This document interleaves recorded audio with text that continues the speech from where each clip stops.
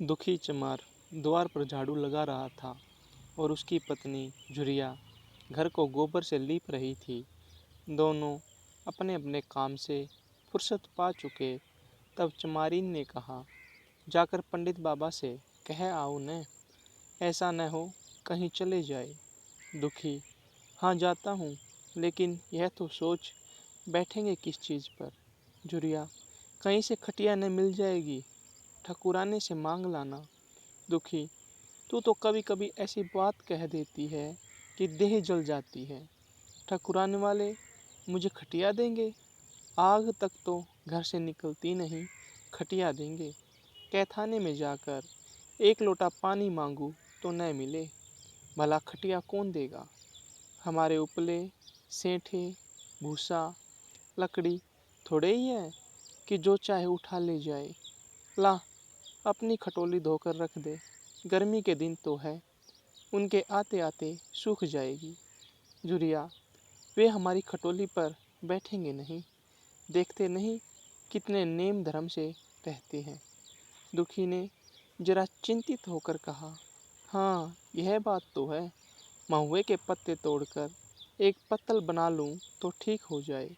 पत्तल में बड़े बड़े आदमी खाते हैं, वह पवित्र है। ला तो डंडा, पत्ते तोड़ लूँ। झुरिया, पत्तल मैं बना लूँगी, तुम जाओ, लेकिन हाँ उन्हें सीधा भी तो देना होगा। अपनी थाली में रख दूँ? दुखी, कहीं ऐसा गजब न करना, नहीं तो सीधा भी जाए और थाली भी फूटे। बाबा थाली उठाकर पटक देंगे। उनको बड़ी जल्दी क्रोध चढ़ आता है। क्रोध में पंडिताइन तक को छोड़ते नहीं। लड़के को ऐसा पीटा कि आज तक टूटा हाथ लिए फिरता है। पत्तल में सीधा भी देना और मूढ़ा तू छूना मत। जूरी, गोंड की लड़की को लेकर शाह की दुकान से सब चीज़ें ले आना, सीधा भरपूर हो। शेर भर आटा, आधा सेर चावल, पाव भर दाल, आधा पाव घी, नून, हल्दी और पत्तल में एक किनारे 4 आने पैसे रख देना। गोंड की लड़की न मिले तो बुर्जिन के हाथ पैर जोड़कर ले जाना। तू कुछ मत छूना, नहीं गजब हो जाएगा। इन बातों की ताकीद करके दुखी ने लकड़ी उठाई और घास का एक बड़ा सा गट्ठा लेकर पंडित जी से अर्ज करने चला। खाली हाथ बाबा जी की सेवा में कैसे जाता? नजराने के लिए उसके पास घास के सिवाय और क्या था? उसे खाली देखकर तो बाबा दूर ही से दुदकारते। पंडित घाशीराम ईश्वर के परम भगत थे। नींद खुलते ही ईशोपासन में लग जाते। मुंह हाथ धोते 8 बजते, तब असली पूजा शुरू होती, जिसका पहला भाग भंग की तैयारी थी।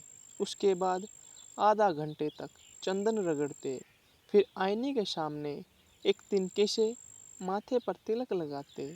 चंदन की 2 रेखाओं के बीच में लाल रोरी की बिंदी होती थी। फिर छाती पर, बाहों पर चंदन की गोल गोल मुद्रिकाएं बनाते। फिर ठाकुर जी की मूर्ति निकालकर उसे नहलाते, चंदन लगाते, फूल चढ़ाते, आरती करते, घंटी बजाते। 10 बजते बजते वह पूजन से उठते और भंग छान कर बाहर आते। तब तक 2-4 जजमान द्वार पर आ जाते। ईशोपासन का तत्काल फल मिल जाता। वही उनकी खेती थी। आज वह पूजन गृह से निकले तो देखा दुखी चमार घास का एक गट्ठा लिए बैठा है। दुखी उन्हें देखते ही उठ खड़ा हुआ और उन्हें प्रणाम करके हाथ बांधकर खड़ा हो गया। यह तेजस्वी मूर्ति देखकर उसका हृदय श्रद्धा से परिपूर्ण हो गया।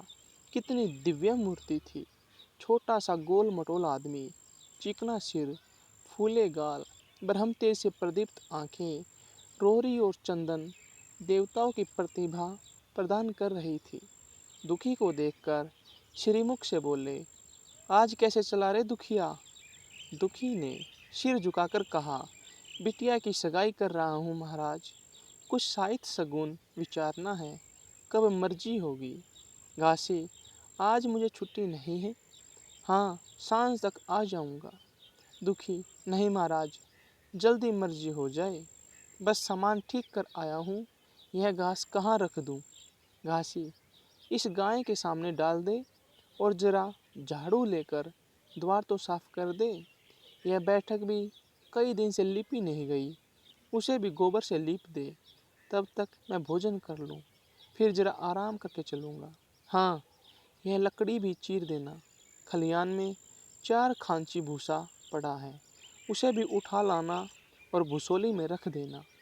दुखी फौरन हुक्म की तामील करने लगा। द्वार पर झाड़ू लगाई, बैठक को गोबर से लीपा। तब 12 बज गए। पंडित जी भोजन करने चले गए। दुखी ने सुबह से कुछ नहीं खाया था। उसे भी जोर की भूख लगी, पर वहाँ खाने को क्या धरा था। घर यहाँ से मील भर था, वहाँ खाने चला जाए तो पंडित जी बिगड़ जाए। बेचारे ने भूख दबाई और लकड़ी फाड़ने लगा। लकड़ी की मोटी गांठ थी, जिस पर पहले कितने ही भक्तों ने अपना जोर आजमा लिया था। वह उसी दमखम के साथ लोहे से लोहा लेने के लिए तैयार थी। दुखी घास छीलकर बाजार ले जाता था। लकड़ी चीरने का उसे अभ्यास न था। घास उसके खुरपे के सामने सिर झुका देती थी। यहाँ कस कस कर कुल्हाड़ी का भरपूर हाथ लगाता, पर उस गांठ पर निशान तक न पड़ता था। कुल्हाड़ी उचट जाती।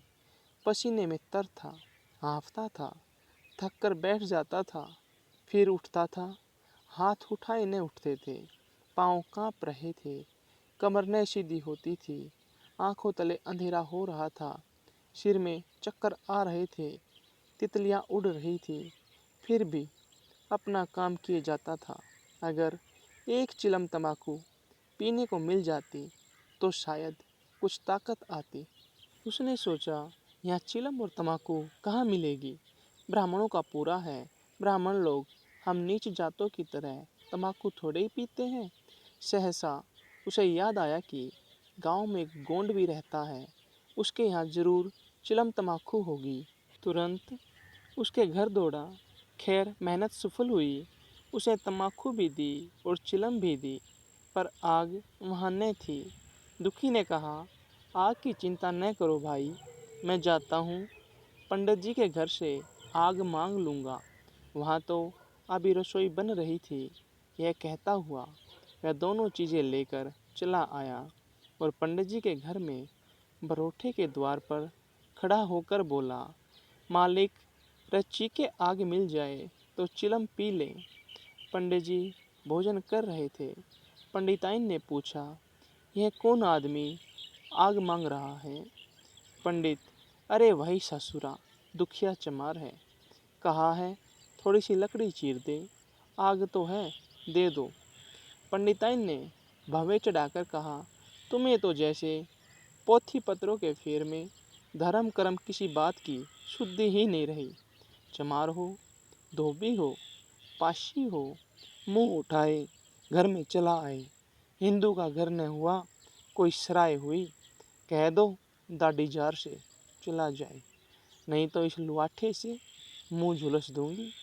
आग मांगने चले हैं। पंडित जी ने उन्हें समझाकर कहा, भीतर आ गया तो क्या हुआ, तुम्हारी कोई चीज़ तो नहीं छुई, धरती पवित्र है, जरा सी आग दे, क्यों नहीं देती? काम तो हमारा ही कर रहा है।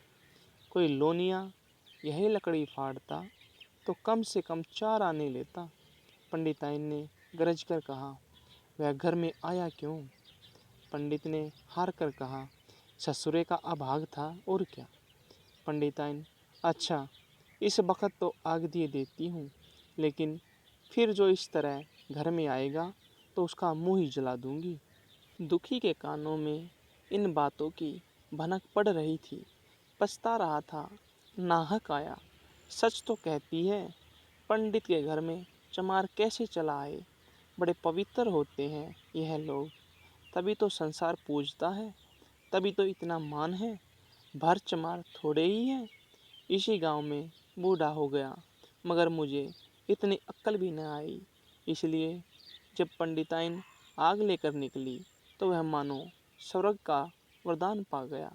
दोनों हाथ जोड़कर जमीन पर माथा टेकता हुआ बोला, पंडाइन माता, मुझसे बड़ी भूल हुई कि घर में चला आया। चमार की अक्ल ही तो ठहरी, इतने मूर्ख न होते तो लात क्यों खाते। पंडिताइन चिमटे से पकड़कर आग लाई थी। 5 हाथ की दूरी से घूंघट की आड़ से दुखी की तरफ आग फेंकी। आग की बड़ी सी चिंगारी दुखी के सिर पर पड़ गई। जल्दी से पीछे हटकर सिर को झोंटे देने लगा। उसने मन में कहा, यह एक पवित्र ब्राह्मण के घर को अपवित्र करने का फल है। भगवान ने कितनी जल्दी फल दे दिया। इसी से तो संसार पंडितों से डरता है और सबके रुपए मारे जाते हैं। ब्राह्मण के रुपए भला कोई मार तो ले, घर भर का सत्यानाश हो जाए। पाँव गल गल कर गिरने लगे। बाहर आकर उसने चिलम पी और फिर कुल्हाड़ी लेकर जुट गया। खटखट की आवाज़ें आने लगी। उस पर आग पड़ गई तो पंडिताइन को उस पर कुछ दया आ गई। पंडित जी भोजन करके उठे तो बोली, इस चमरवा को भी कुछ खाने को दे दो, बेचारा कब से काम कर रहा है, भूखा होगा। पंडित जी ने इस प्रस्ताव को व्यवहारिक क्षेत्र से दूर समझकर पूछा, रोटियां हैं? पंडिताइन, 2-4 बच जाएंगी। पंडित, 2-4 रोटियों में क्या होगा, चमार है, कम से कम शेर भर चढ़ा जाएगा। पंडिताइन कानों पर हाथ रखकर बोली, अरे बाप रे, शेर भर? तो फिर रहने दो। पंडित जी ने अब शेर बनकर कहा, कुछ भूसी चोकर हो तो आटे में मिलाकर 2 ठो लीटा ठोंक दो, साले का पेट भर जाएगा। पतली रोटियों से इन नीचों का पेट नहीं भरता, इन्हें तो ज्वार का लिट्टा चाहिए। पंडिताइन ने कहा, अब जाने भी दो, धूप में कौन मरे। दुखी ने चिलम पीकर फिर कुल्हाड़ी संभाली। दम लेने से जरा हाथों में ताकत आ गई थी। कोई आधा घंटे तक फिर कुल्हाड़ी चलाता रहा। फिर बेदम होकर वहीं सिर पकड़कर बैठ गया। इतने में वही गोंड आ गया। बोला, क्यों जान देते हो बूढ़े दादा, तुम्हारे फाड़े यहाँ गांठ न फटेगी, नाहक हलाकान होती हो। दुखी ने माथे का पसीना पोंछकर कहा, अभी गाड़ी भर भूसा ढोना है भाई। गोंड, कुछ खाने को मिला कि काम ही कराना जानते हैं, जाके मांगते क्यों नहीं। दुखी, कैसी बात करते हो चिखुरी, ब्राह्मण की रोटी हमको पचेगी। गोंड, पचने को पच जाएगी, पहले मिले तो। मूंछों पर ताव देकर भोजन किया और आराम से सोए। तुम्हें लकड़ी फाड़ने का हुक्म लगा दिया। जमींदार भी कुछ खाने को देता है, हाकिम भी बेगार लेता है तो थोड़ी बहुत मजदूरी देता है। यह उनसे भी बढ़ गए, उस पर धर्मात्मा बनते हैं। दुखी, धीरे धीरे बोलो भाई, कहीं सुन ले तो आफत आ जाए। यह कहकर दुखी फिर संभल पड़ा और कुल्हाड़ी की चोट मारने लगा। चिखुरी को उस पर दया आई, आकर कुल्हाड़ी उसके हाथ से छीन ली और कोई आधा घंटे खूब कस कस कर कुल्हाड़ी चलाई, पर गांठ में एक दरार भी न पड़ी। तब उसने कुल्हाड़ी फेंक दी और यह कहकर चला गया, तुम्हारे फाड़े या न फटेगी, जान भले निकल जाए। दुखी सोचने लगा, बाबा ने यह गांठ कहाँ रख छोड़ी थी कि फाड़े नहीं फटती, कहीं दरार तक तो नहीं पड़ती। मैं कब तक इसे चीरता रहूँगा। अभी घर पर 100 काम पड़े हैं, कार प्रोजन का घर है, एक न एक चीज़ घटी ही रहती है, पर इन्हें इसकी क्या चिंता। चलूँ, जब तक भूसा ही उठा लाऊं, कह दूंगा, बाबा आज तो लकड़ी नहीं फटी, कल आकर फाड़ दूंगा। उसने झोवा उठाया और भूसा ढोने लगा। खलिहान यहाँ से 2 फरलांग से कम न था। अगर झोवा खूब भर भर कर लाता तो काम जल्द खत्म हो जाता। फिर झोवे को उठाता कौन। अकेले भरा हुआ झोवा उसे न उठ सकता था, इसलिए थोड़ा थोड़ा लाता था। 4 बजे कहीं भूसा खत्म हुआ। पंडित जी की नींद भी खुली। मुंह हाथ धोया, पान खाया और बाहर निकले। देखा तो दुखी झोवा सिर पर रखे सो रहा है। जोर से बोले, अरे दुखिया, तू सो रहा है? लकड़ी तो अभी ज्यों की त्यों पड़ी हुई है, इतनी देर तू करता क्या रहा? मुट्ठी भर भूसा ढोने में सांझ कर दी, उस पर सो रहा है। उठा ले कुल्हाड़ी और लकड़ी फाड़ डाल, तो उससे जरा सी लकड़ी नहीं फटती, फिर शायद भी वैसी ही निकलेगी। मुझे दोष मत देना। इसलिए कहा गया है कि नीच के घर में खाने को हुआ और उसकी आंख बदली। दुखी ने फिर कुल्हाड़ी उठाई। जो बातें पहले से सोच रखी थी वह सब भूल गया। पेट पीठ में धंसा जाता था। आज सवेरे जलपान तक न किया था, अवकाश ही न मिला। उठना ही पहाड़ मालूम होता था। जी डूबा जाता था, पर दिल को समझाकर उठा। पंडित है, कहीं शायद ठीक ने विचारे तो फिर सत्यानाश ही हो जाए। तभी तो संसार में इतना मान है। शायद ही का तो सब खेल है, जिसे चाहे बिगाड़ दे।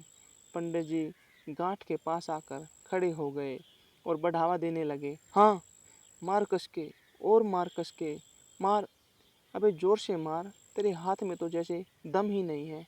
लगा कस के। खड़ा सोचने क्या लगता है। हाँ, बस फटना ही चाहती है। दे उसी दरार में। दुखी अपने होश में न था। न जाने कौन सी गुप्त शक्ति उसके हाथों को चला रही थी। वह थकान, भूख, कमजोरी सब मानो भाग गई। उसे अपने बाहुबल पर स्वयं आश्चर्य हो रहा था। एक एक चोट वज्र की तरह पड़ती थी। आधे घंटे तक वह इसी उन्माद की दशा में हाथ चलाता रहा, यहाँ तक कि लकड़ी बीच से फट गई और दुखी के हाथ से कुल्हाड़ी छूटकर गिर पड़ी। इसके साथ वह भी चक्कर खाकर गिर पड़ा। भूखा, प्यासा, थका हुआ शरीर जवाब दे गया। पंडित जी ने पुकारा, उठकर दो चार हाथ और लगा दे, पतली पतली चेलियां हो जाए। दुखी न उठा। पंडित जी ने अब उसे दिख करना उचित न समझा। भीतर जाकर बूटी छानी, सोच गए, स्नान किया और पंडिताई बाना पहनकर बाहर निकले। दुखी अभी तक वहीं पड़ा हुआ था। जोर से पुकारा, अरे क्या पड़े ही रहोगे दुखी, चलो तुम्हारे ही घर चल रहा हूँ। सब सामान ठीक ठीक है न। दुखी फिर भी न उठा। अब पंडित जी को कुछ शंका हुई। पास जाकर देखा तो दुखी अकड़ा पड़ा हुआ था। बदहवास होकर भागे और पंडिताइन से बोले, दुखिया तो जैसे मर गया। पंडिताइन हक पकाकर बोली, वह तो अभी लकड़ी चीर रहा था ने। पंडित, हाँ, लकड़ी चीरते चीरते मर गया, अब क्या होगा। पंडिताइन ने शांत होकर कहा, होगा क्या, चमरोने में कहला भेजो, मुर्दा उठा ले जाए। एक क्षण में गांव भर में खबर हो गई। पूरे में ब्राह्मणों की ही बस्ती थी। केवल एक घर गोंड का था। लोगों ने इधर का रास्ता छोड़ दिया। कुएं का रास्ता उधर ही से था। पानी कैसे भरा जाए। चमार की लाश के पास से होकर पानी भरने कौन जाए। एक बुढ़िया ने पंडित जी से कहा, अब मुर्दा फेंकवाते क्यों नहीं, कोई गांव में पानी पिएगा या नहीं। इधर गोंड ने चमरोने में जाकर सबसे कह दिया, खबरदार, मुर्दा उठाने मत जाना, अभी पुलिस की तहकीकात होगी।